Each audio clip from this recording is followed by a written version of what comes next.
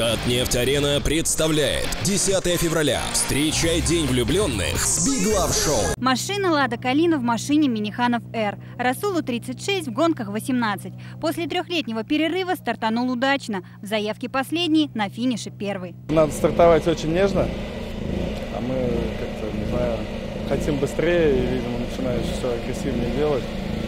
Колеса срывают, остаешься на месте.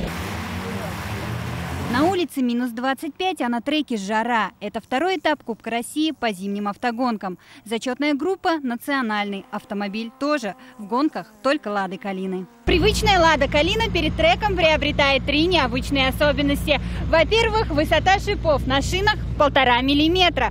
Во-вторых, в автомобиле только одно кресло. Ну и в-третьих, в салоне защитный каркас для безопасности пилота. Пилоты из Кургана, Сызрани, Свердловска, Удмуртии и Татарстана. Всего 8 спортсменов. У каждого команда, автомобиль и примерно 145 лошадиных сил. Меняется степень сжатия, меняется коробка со стандартного ряда на 7-й и вставляется каркас безопасности в автомобиль.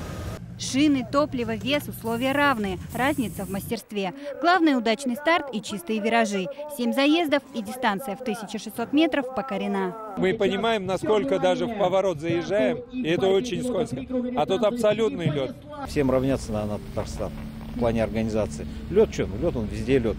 Для тех, кто замерз, второй день горячих соревнований. Уже завтра первый этап чемпионата России. Лилия Кашварова, Андрей Сентальцев, ТНВ, Высокогорский район.